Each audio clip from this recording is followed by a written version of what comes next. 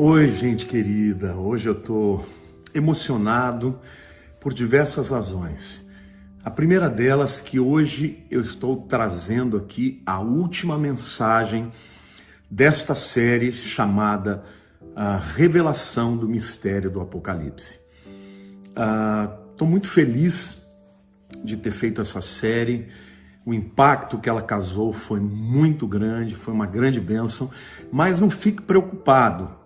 Este é o tema do meu coração. Eu falo sobre muitas coisas, mas eu sempre vou falar sobre o Apocalipse. Tem muita coisa para pregar, vou falar sobre as 7 igrejas numa outra série, mas esta é a última série. Então, depois disso eu vou falar de outras séries, mas em breve voltarei a falar do tema, tá? O tema da mensagem de hoje, gente, é a esposa do Cordeiro e a Nova Jerusalém. Bom, logo que termina, o momento do trono branco, o juízo final, que Deus lança no lago de fogo os pecadores que não aceitaram Jesus, o livro de Apocalipse, no capítulo 21, ele começa apresentando os novos céus, a nova terra, mas ele começa apresentando primeiro a sua esposa, Veja o que diz o texto. Está lá em Apocalipse 21, 1 e 2. Vi novo céu e nova terra, pois o primeiro céu e a primeira terra passaram, e o mar já não existe. Vi também a cidade santa, a nova Jerusalém, que descia do céu, da parte de Deus, ataviada como noiva, adornada para o seu esposo. Bom, a primeira coisa que a gente ouve, deste texto que eu acabei de ler, é que houve uma destruição, tá? O antigo céu e a antiga terra já não existe mais. Mateus 24, 35 diz assim: passará o céu e a terra, porém as minhas palavras não passarão. 2 Pedro, capítulo 3, versos 10 e 11 diz assim: virá, entretanto, como ladrão o dia do Senhor, no qual os céus passarão com estrepitoso estrondo, e os elementos se desfarão abrasados, também a terra e as obras que nela existem serão atingidas, visto que todas estas coisas hão de ser assim desfeitas. Deveis ser tais como os que vivem em santo procedimento e piedade. Então, a gente percebe, que entre o capítulo 20 e o capítulo 21, houve a destruição ou a renovação dos céus e da terra. Então, obviamente, a terra que nós vamos habitar não é a mesma terra que nós estamos habitando agora. E os céus, que fala do firmamento e tudo mais, também não serão os mesmos, A segunda coisa que a gente vê nesse texto é a descrição da cidade. Aliás, a descrição da cidade é chamada da noiva. Mas não é só a noiva, A cidade e aqueles que moram nela, Porque quando João vê a cidade, a glória, o esplendor, a beleza, a refulgência, o brilho, é tão maravilhoso que ele compara a uma noiva, adornada, toda vestida para o dia do casamento.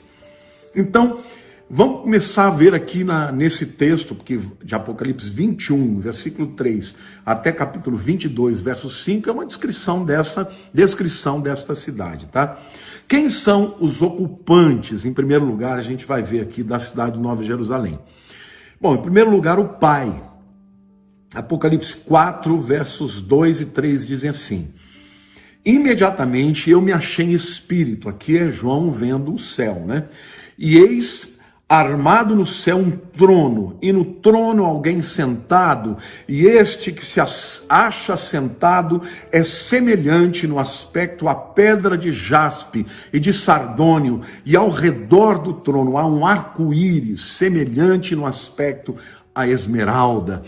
Essa é a pessoa de Deus, o trono está ali, quem está sentado no trono é o próprio Deus. Então, meu querido, Deus estará governando a nova cidade também. Quem mais estará? O Filho. Apocalipse capítulo 5, versículo 6 diz assim: então vi no meio do trono e dos 4 seres viventes e entre os anciãos de pé, um cordeiro como tendo sido morto. Ele tinha 7 chifres, bem como 7 olhos, que são 7 Espíritos de Deus enviados por toda a terra. Queridos, na verdade, João ele está vendo onde está o trono de Deus e do cordeiro. Esse trono já é na Nova Jerusalém. A Jerusalém já está numa outra dimensão. Só que lá no Apocalipse 21, João vê essa Nova Jerusalém vindo para a dimensão física que nós vivemos, tá? Mas aonde Deus habita agora já é na Nova Jerusalém, onde está o trono de Deus, onde está o trono do Cordeiro. Também o Espírito Santo estará lá na Nova Jerusalém. Apocalipse 22, 17 diz assim: o Espírito e a noiva dizem, vem. Aquele que ouve, diga, vem. Aquele que tem sede e quem quiser, receba de graça da água da vida. Olha, meus amados, que coisa maravilhosa. A chamada para que as pessoas façam parte da noiva é a chamada do Espírito de Deus. É Ele quem diz vem, mas a noiva que já aceitou o convite, ela também convida e diz vem. E aqui eu quero declarar para vocês, milhões de pessoas que vão me ouvir, eu profetizo, vem para o Senhor, vem para a noiva, vem fazer parte deste reino extraordinário, maravilhoso, que é o reino do nosso Deus, aleluia. E a Bíblia diz, aquele que tem sede, venham. E quem quiser receba de graça a água da vida. Meu amado, você não tem que pagar porque o preço já foi pago. Você não tem que merecer porque o Jesus, o nosso Senhor, já mereceu. Você simplesmente tem que ter sede da água viva que é Jesus. Você tem que ter sede da presença dele, de viver com ele para toda a eternidade. E a Bíblia diz, e quem quiser receba de graça da água da vida. Aleluia! Que coisa maravilhosa! A Nova Jerusalém, ela é para todo o que crê, para todo aquele que tem sede, para todo aquele que bebeu da água da vida. Amém? Quem mais estará lá habitando? Os anjos de Deus. Hebreus capítulo 12, versículos 22 a 24, diz assim: mas tendes chegado ao monte Sião, e à cidade do Deus vivo, e a Jerusalém celestial, e a incontáveis hostes de anjos, e a universal assembleia, e igreja dos primogênitos arrolados nos céus, e a Deus, o juiz de todos, e aos espíritos dos justos aperfeiçoados, e a Jesus, o mediador da nova aliança, e ao sangue da aspersão, que fala coisas superiores ao que fala ao próprio Abel. É aonde nós chegamos, irmãos. É onde nós já chegamos com direito. Ainda nós não estamos vendo isso tudo acontecer, mas já é nosso direito, já é nossa herança, já é nosso destino. Por isso, ó morte, onde está a morte, a tua vitória? Onde está a morte, o teu aguilhão? Queridos, essa é a herança de quem crê, essa é a herança de quem se rende a Jesus. Chegar no Monte Sião, porque a cidade do Deus vivo, a Nova Jerusalém, ela vai descer dos céus e ela vai descer até onde está o Monte Sião. Aleluia! Então, literalmente, o céu estará na terra. Quem mais estarão lá? Todos os seres angelicais. Falamos das incontáveis hostes de anjos, mas estarão lá os serafins, os querubins, os seres viventes. Queridos, vai ser um lugar extraordinário. Eu me lembro que quando eu me converti tinha um cântico que era assim: o céu é um lugar maravilhoso, cheio de glória e gozo. Não é lindo isso? Lá hei de ver o meu Salvador. Aleluia! O céu é um lugar maravilhoso. Quem mais vai estar lá? A igreja de Cristo. todos nós, os que fomos santificados, os que fomos redimidos, aqueles cujos nomes foram escritos no livro da vida do Cordeiro, que foi morto desde a fundação do mundo, não é isso? Todos os redimidos de todas as épocas, desde Adão. Adão vai estar lá, Abel vai estar lá, todos os que creram na redenção que o Senhor faria um dia na vida deles, amém? Em segundo lugar, eu quero dizer quem estará fora da cidade.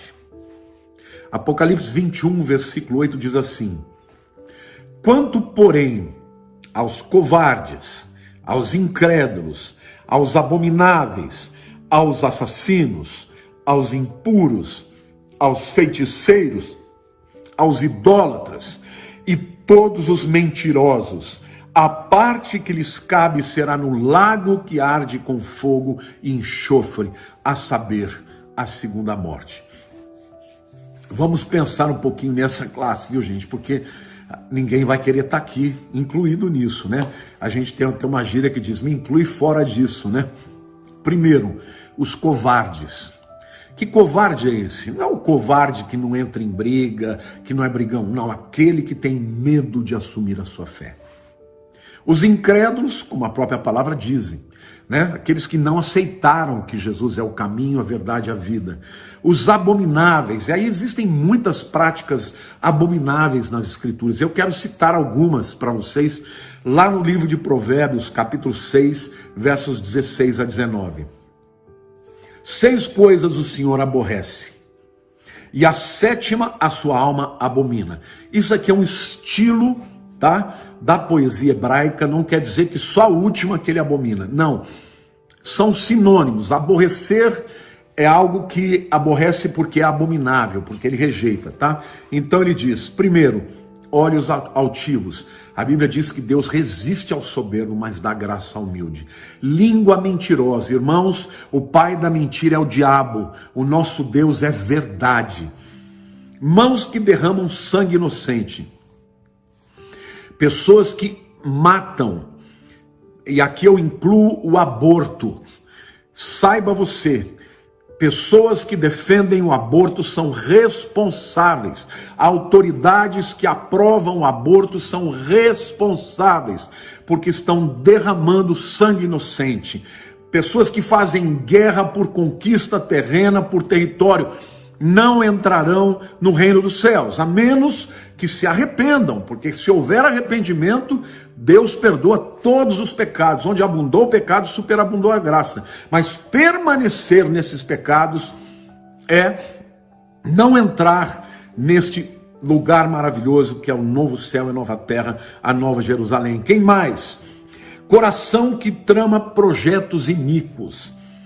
Sabe aquele tipo de pessoa maldosa que está sempre preparando uma cilada na vida das pessoas, seja por causa de motivos financeiros, seja por causa de motivos pessoais, seja por causa de motivos políticos, pessoas que tramam, né, projetos iníquos, maus contra os outros, não estarão lá.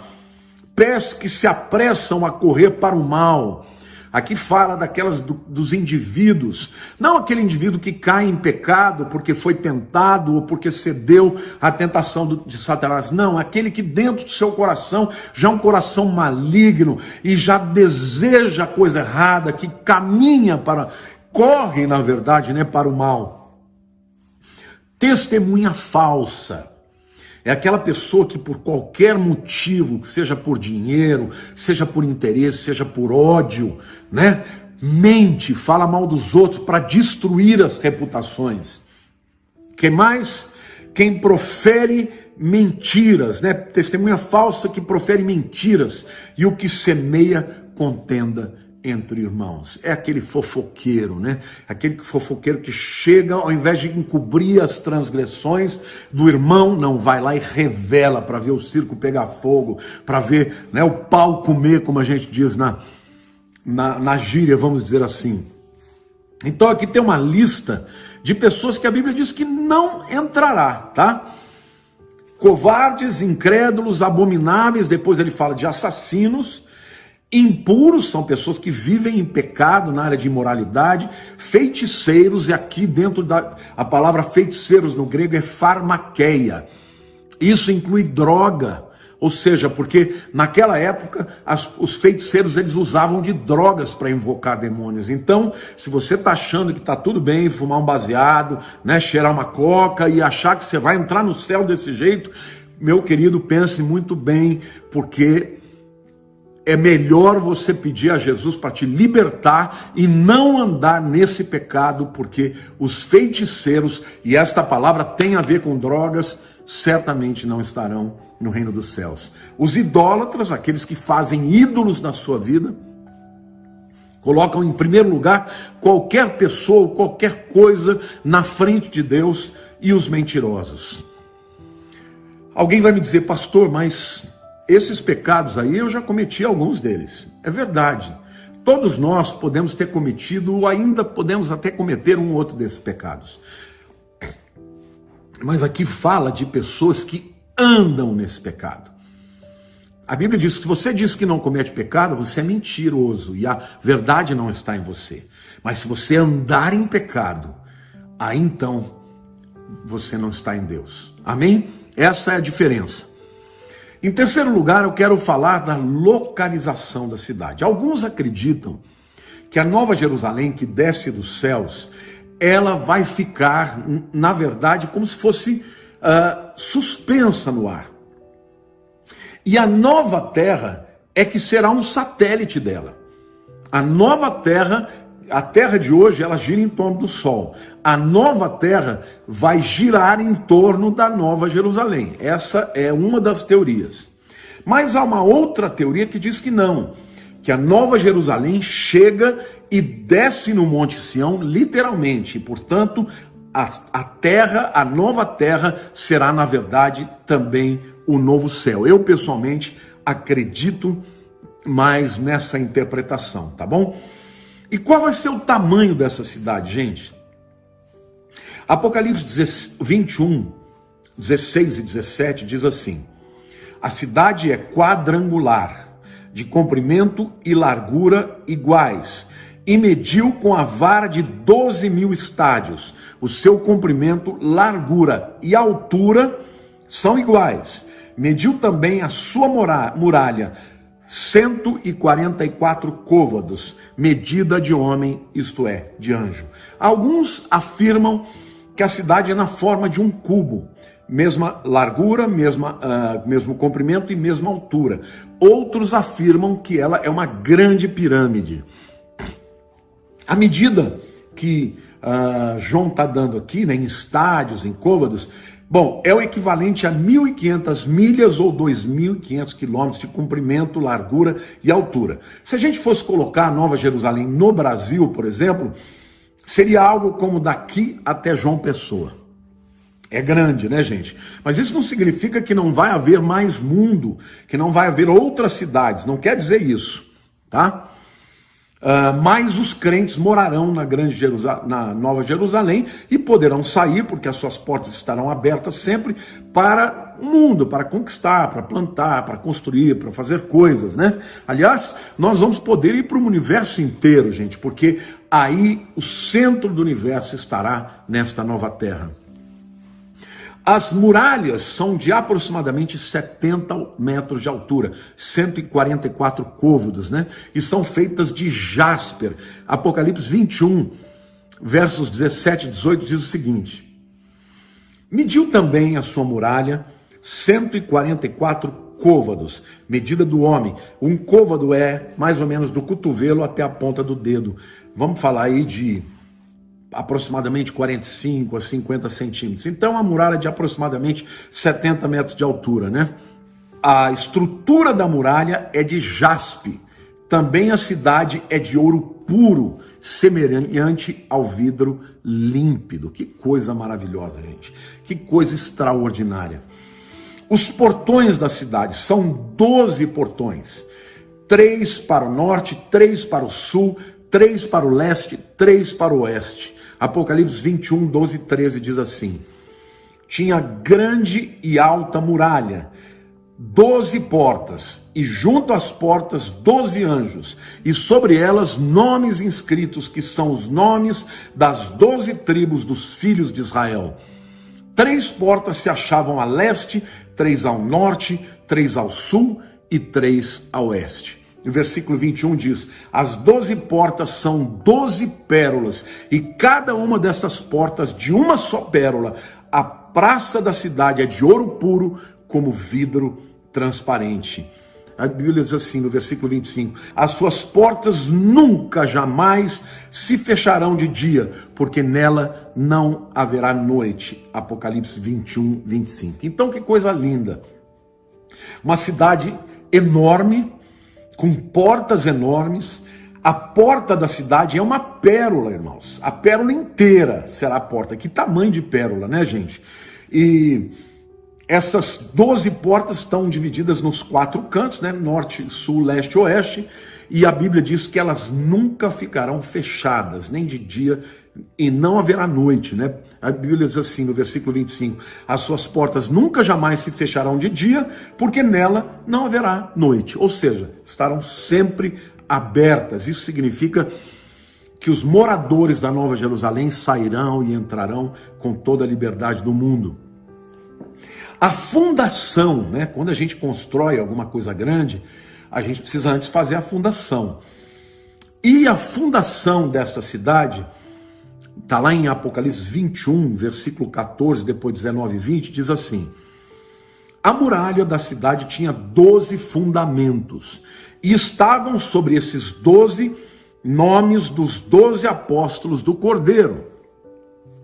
O versículo 19 do capítulo 21 diz assim: os fundamentos da muralha da cidade estão adornados de toda espécie de pedras preciosas.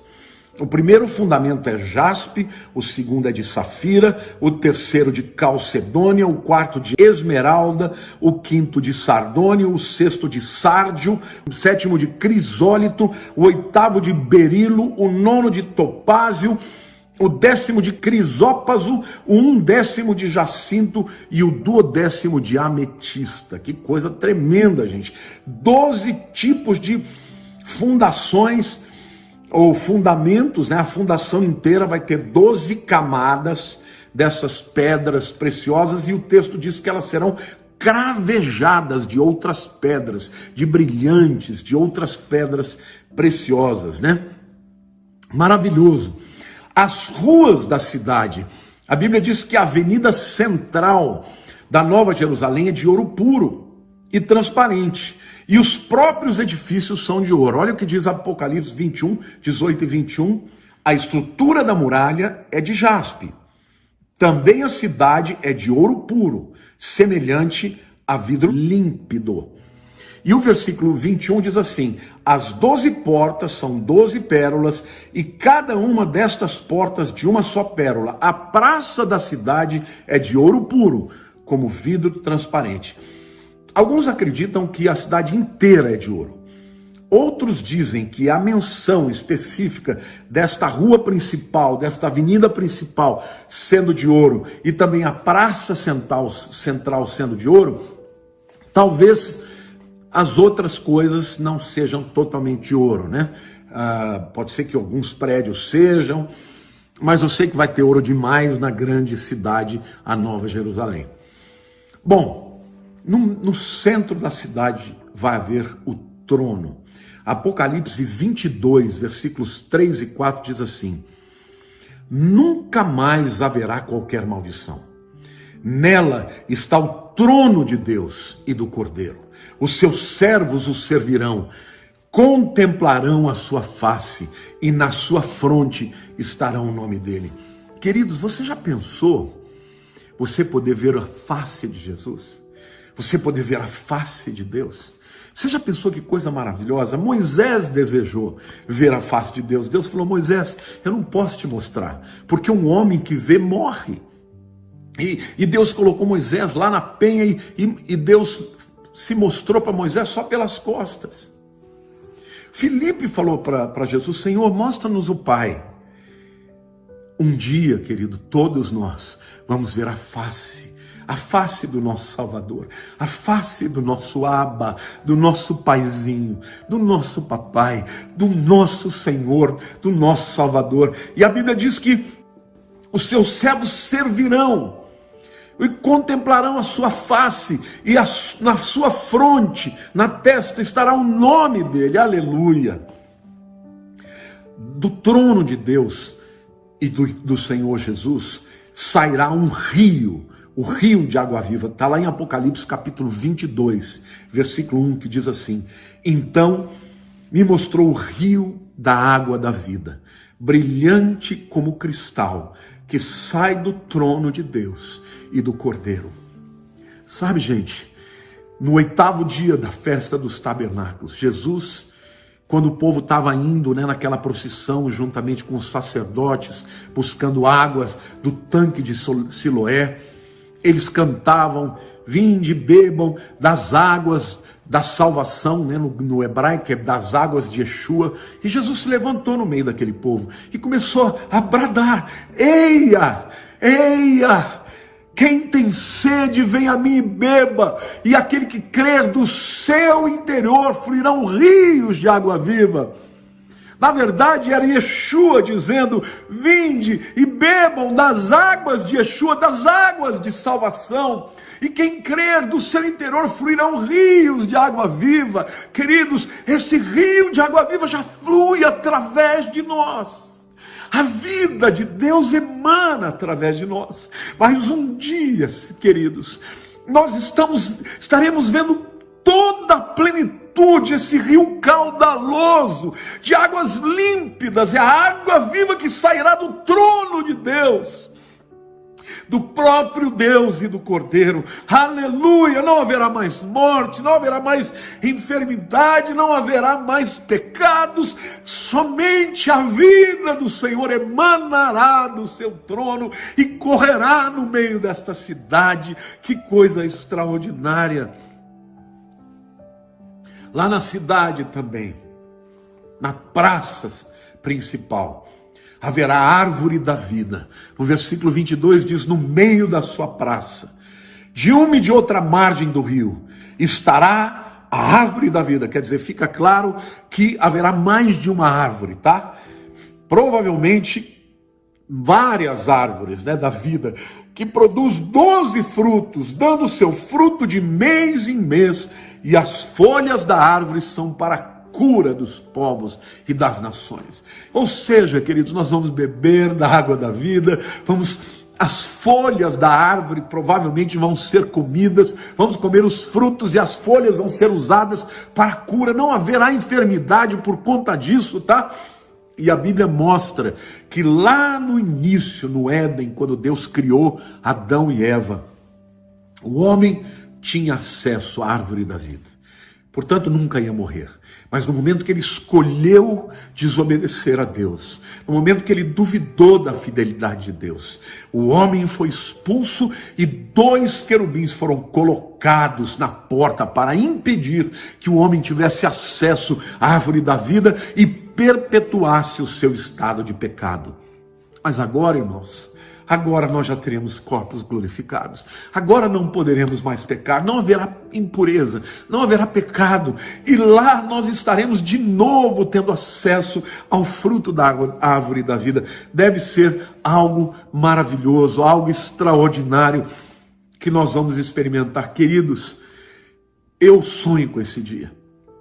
Eu prego a palavra para que você possa sonhar também.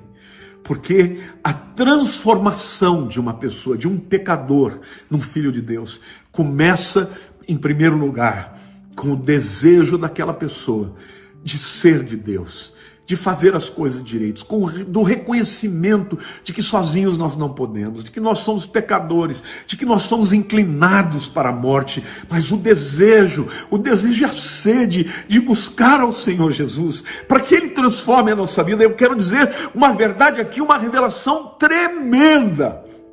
Quando nós aceitamos Jesus, nós somos libertos, irmãos, da condenação do pecado. Mas quando o Espírito Santo começa a operar na nossa vida, nós somos libertos do poder do pecado. E aí a gente pode viver nessa vida cada vez mais fortes contra o pecado e fazendo a vontade de Deus. Às vezes vamos cair. O próprio apóstolo Paulo falou lá em Romanos capítulo 7, oh Senhor Deus, o bem que eu quero fazer eu não consigo, o mal que eu não quero esse que eu faço, miserável homem que eu sou. Ele diz, porque o bem que eu quero fazer, quando eu quero fazer o bem eu não consigo, quando eu não quero fazer o mal, esse eu faço. Miserável homem que sou, quem me livrará do corpo dessa morte? Ele diz, graças a Deus por Jesus Cristo. Então ele está reconhecendo que ele é um pecador, mas ele também reconhece que o Espírito Santo em nós intercede por nós, nos dá poder para vencer o pecado.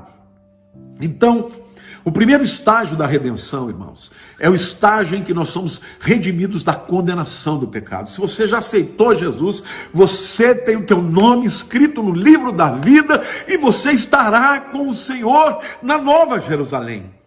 Mas o segundo estágio da redenção é esse processo de santificação em que o Espírito Santo vai nos dando capacidade para vencer o pecado. Mas haverá um terceiro estágio, que é o estágio em que nós seremos livres da presença do pecado. É ali, na Nova Jerusalém, quando não haverá mais pecado, amém, irmãos? E por isso poderemos comer da árvore da vida e usar da água da vida e também das folhas da árvore da vida, que são cura para as nações. Ali na Nova Jerusalém também será o centro de toda a adoração. Apocalipse 21, versículo 22 diz assim, nela não vi santuário, porque o seu santuário é o Senhor, o Deus Todo-Poderoso e o Cordeiro. Hoje, irmãos, nós somos o templo do Espírito Santo, porque hoje o Espírito Santo habita em nós. Mas naquele tempo, vocês podem imaginar, milhões e milhões e milhões de salvos, de pessoas que vão olhar, nós vamos olhar um para os outros e vamos dizer, éramos pecadores, mas o Cordeiro nos perdoou. Então nós vamos estar diante dele, diante daquele que é o nosso Senhor, o nosso Salvador, e nós vamos adorá-lo. E a Bíblia diz que não vai precisar ter templo, porque em qualquer centímetro, em qualquer lugar, o espírito de adoração estará no cântico, estará no louvor, na gratidão, no serviço, na adoração, na exaltação ao Senhor. E o seu santuário é o Senhor Deus Todo-Poderoso e o Cordeiro e o Espírito de Deus estará, a Trindade estará presente. Quais são as atividades deste lugar maravilhoso da Nova Jerusalém? Primeiro, será um lugar de aprendizado. 1 Coríntios capítulo 13, versículo 9 e 10 diz o seguinte, porque em parte conhecemos e em parte profetizamos. Quando, porém, vier o que é perfeito, então o que é em parte será aniquilado. A palavra de Deus também diz, a vida eterna é essa, que te conheçam como único Deus. Queridos, por toda a eternidade, nós vamos receber por osmose a revelação, a instrução, o conhecimento. O próprio Deus falará dentro de nós.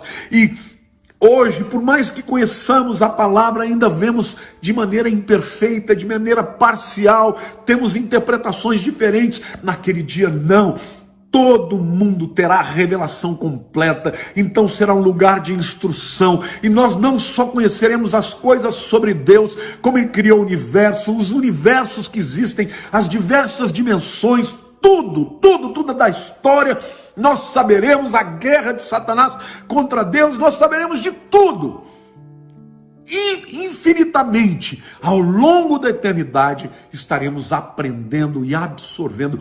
Quanto mais conhecemos a Deus, mais conheceremos a verdade. O céu, meus amados, será um lugar de muita música, de muita adoração, de muito louvor. Apocalipse capítulo 14, versículo 3 diz assim, entoava um novo cântico diante do trono, diante dos 4 seres viventes e dos anciãos. E ninguém pôde aprender o cântico, senão os 144 mil que foram comprados da terra. Aqui é contra aqueles 144 mil judeus chegam na presença de Deus nos céus e começam a cantar um cântico novo que ninguém conhecia, a não ser eles que estavam cantando. O céu é lugar de muita cantoria e muita adoração.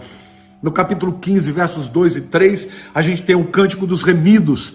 Vi como um mar de vidro, mesclado de fogo, e os vencedores da besta, da sua imagem e do número do seu nome, que se achavam em pé no mar de vidro, tendo harpas de Deus, e entoavam o cântico de Moisés, servo de Deus, e o cântico do Cordeiro, dizendo: grandes e admiráveis são as tuas obras, Senhor Deus Todo-Poderoso, justos e verdadeiros são os teus caminhos, ó Rei das nações. Vai ter coral de anjos, vai ter coral de remidos, vai ter um coral de anjos com remidos, vai ter tempo de adoração, vai ter tempo de exaltação, queridos. Eu não sei se você já teve uma experiência de, através da adoração verdadeira, não da cantoria, não da música, não daquela música que traz glória para os homens, mas daquela música que é do céu, aquela música que nos faz ter a vontade de nos quebrantarmos, nos humilharmos perante Deus. E quando você sente aquela presença, aquela glória invade a sua vida e você quer adorar o Senhor, quer levantar as suas mãos, você não encontra palavras e você então adora no Espírito. Isto é só fichinha, porque nesse tempo nós estaremos na presença de Deus e não haverá mais em nós um resquício de pecado.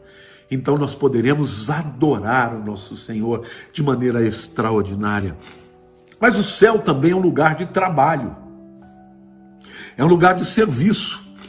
Apocalipse 22, versículo 3 diz assim: nunca mais haverá qualquer maldição. Nela estará o trono de Deus e do Cordeiro. Os seus servos o servirão. Servir fala de trabalho. Então tem muita gente que pensa que quando veio a maldição para o Adão, a maldição era o trabalho. Não, a maldição era que o trabalho seria conquistado com muito suor. Naquele tempo, meu irmão, nós vamos trabalhar muito. Nós vamos operar, vamos construir, vamos fazer coisas para a glória de Deus e não vai derramar um suor, porque o nosso corpo será glorificado. Aleluia, aleluia. A gente não sabe exatamente qual que é a natureza desse serviço. Mas a Bíblia fala certamente de governo, de administração, né, de produzir, de construir. A Bíblia fala sobre isso. Então, haverá trabalho e serviço para a honra e glória do nosso Deus. Amém? Eu acredito que o universo inteiro será o palco do nosso trabalho, né? A gente, como vai viajar na velocidade da luz, quando a gente tiver que ir para o outro lado do universo, atravessar, né, os buracos, os buracos dimensionais, né, a gente vai poder em todas as dimensões servir ao nosso Deus. Mas o céu também é um lugar de comunhão. Mateus capítulo 17, versículo 3 diz o seguinte: e eis que lhes apareceram Moisés e Elias, falando com ele. Aqui fala da transfiguração de Jesus. Em 1 Coríntios capítulo 13, versículo 12 diz: porque agora vemos por espelho, obscuramente, então veremos face a face. Agora conheço em parte, então conhecerei como também sou conhecido. Uma pergunta que muita gente me faz é: pastor, a gente vai conhecer as pessoas quando a gente estiver no céu? Vai, meus queridos, vamos conhecer sim. Moisés e Elias apareceram diante de Jesus no momento da transfiguração. Eles já estavam do outro lado. E eles eram Moisés e Elias. Eles não mudaram a personalidade e eles se reconheciam. Até mesmo Pedro, Tiago e João reconheceram essas duas personagens, não é isso? Outra coisa que a gente está vendo aqui em 1 Coríntios 13, 12, é que hoje nós vemos como por um espelho. Tá? Você vê um reflexo da verdade, de maneira obscura. O espelho daquela época não era tão claro como o de hoje, né? Mas um dia nós vamos ver face a face. Agora conheço em parte, então conhecerei também como sou conhecido. Naquele tempo você vai olhar para as pessoas que você conhecer e vai conhecer o interior delas, sem até mesmo que elas possam dizer qualquer coisa. Então nós vamos reconhecer, porque não vai ter nada obscuro. Ah, pastor, e aquelas pessoas que têm famílias que alguns membros dessa família não se converteram e não vão estar lá. Estes estarão absolutamente esquecidos. Como isso é possível? Não sei, mas isso é o que a Bíblia diz. Nós vamos reconhecer as pessoas que amamos, vamos reconhecer os heróis da fé, mas aqueles que são nossos caros e queridos e amados, mas que não estarão lá, por alguma razão, porque não quiseram, estes vão ser esquecidos, porque senão o céu não seria um lugar de alegria plena. E agora eu quero falar de algo muito especial, e a esposa do Cordeiro, porque eu comecei dizendo para vocês que a mensagem de hoje seria a mensagem, da esposa do Cordeiro e da Nova Jerusalém. Apocalipse capítulo 7, versos 9 e 10 diz o seguinte: depois dessas coisas vi, e eis grande multidão, que ninguém podia enumerar, de todas as nações, tribos, povos e línguas, em pé diante do trono e do Cordeiro, vestidos de vestiduras brancas, com palmas nas mãos, e clamavam em grande voz, dizendo: ao nosso Deus, que se assenta no trono, e ao Cordeiro pertence a salvação. Esta é a esposa do Cordeiro. São os redimidos. Essa multidão incontável de pessoas que entenderam que Jesus é o Salvador. E quando aceitam a Jesus como seu Senhor e Salvador, se tornam a noiva do Cordeiro. Queridos, lá naquela ceia, na última ceia, quando Jesus parte o pão, ele compartilha com o vinho com os seus discípulos, e ele diz ali que ele estava indo para o Pai, mas que eles não deviam ficar com o coração turbado, porque ele ia preparar a morada, e ele ia voltar para eles, e naquele dia ele partiu o pão, ele deu o vinho, e disse: eu estou começando com vocês uma nova aliança. Esta palavra aliança, diateque, fala de casamento, e ele usa ali a figura do casamento judaico. Vocês querem ver alguns aspectos dessa figura do casamento? Primeiro, a primeira coisa que um pai fazia quando um pretendente vinha pedir a mão da sua filha, aquele pretendente ele tinha que trazer uma garrafa de vinho e tinha que trazer um contrato que estava escrito todas as bênçãos e promessas que ele ia dar para aquela noiva. O pai analisava e se ele topava, eles cumprimentavam e o casamento estava pronto ali. Era um noivado, mas que já tinha força de casamento. Não podia mais desistir. Nessa hora o noivo voltava para a casa do pai e geralmente ele ficava uns 2 anos. Entendeu? E nesses 2 anos ele preparava a casa, tal, para um dia voltar, celebrar o casamento e levar a noiva para onde ele estava, onde eles iam morar. Bom, quando Jesus diz isso, o que ele está dizendo para os judeus? Olha, o vinho que vocês estão tomando aqui é o meu pai aceitando esta aliança de casamento. Eu sou o noivo e vocês são a noiva. Agora eu vou para a casa do meu pai e eu vou preparar as moradas. Porque quando eu voltar, eu vou levar vocês para mim. Então, meu querido, e quando ele voltava num dia que a noiva não esperava. Ela tinha que estar naquele tempo, sabe, se preparando, aprendendo a se tornar uma boa esposa, aprendia a cozinhar, costurar, fazer os trabalhos da casa. E o dia que o noivo chegava, de supetão, ela tinha que estar pronta, vivendo uma vida de santidade, se preparando para aquele dia. Jesus vem buscar a sua igreja. E ele vem num dia que ninguém sabe. Mas a igreja é a sua noiva. Nós um dia vamos ser a sua esposa, casada com ele, com essa relação de intimidade que só um homem e uma mulher podem ter. Então, gente, esta noiva ela é composta por redimidos, por pessoas compradas, por pessoas que ele deu a vida, que ele morreu e derramou sangue por mim, pelos meus pecados, pelos seus pecados. E essa multidão inumerável, que ninguém podia enumerar, de todas as nações, e tribos, e povos, e línguas, em pé diante do trono, e diante do Cordeiro, vestidos com vestes brancas. Todos nós seremos, ó Deus, perdoados definitivamente. com palmas nas mãos, e clamavam em alta voz, dizendo: ao nosso Deus, que se assenta no trono, e ao Cordeiro pertence a salvação. Eu quero terminar essa palavra, meu querido, dizendo para você: não fique fora dessa. Não importa o tamanho do seu pecado, onde abundou o pecado, superabundou a graça. Arrepende-te diante do Senhor. Receba Jesus como seu Senhor e Salvador. Ele será também o seu noivo.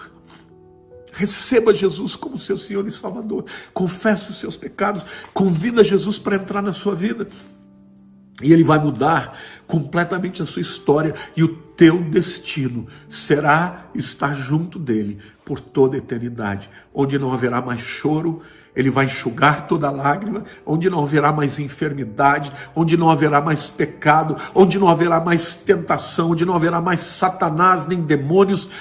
A luz dessa cidade será o próprio Senhor Deus, que iluminará a cidade. Não terá mais nem noite nem dia, será eternamente. Aqui começam os tempos eternos. Alguém vai dizer: mas vai ser monótono? Não, querido, cada dia Deus revelará algo novo. Cada dia nós seremos mais consolados por Ele, mais amados por Ele. Vai ser extraordinário. A Bíblia diz que nem olhos viram, nem ouvidos ouviram, nem jamais penetrou no coração do homem o que Deus tem preparado para aqueles que o amam. E você ama Jesus? Ou você ama só as coisas dessa vida? Ame ao Senhor. Enquanto estivermos nessa terra aqui, nós temos que conquistar muita coisa. Eu não estou aqui com essa pregação trazendo uma visão de escapismo, eu não vou fazer mais nada. Não, temos muito que conquistar. Temos muito que invadir, conquistar a nossa nação, o Brasil para Jesus. Levar a palavra de Jesus a norte, a sul, leste, oeste, para que o Senhor Jesus seja o Senhor da nação brasileira. Porque a palavra de Deus diz: bendita a nação cujo Deus é o Senhor.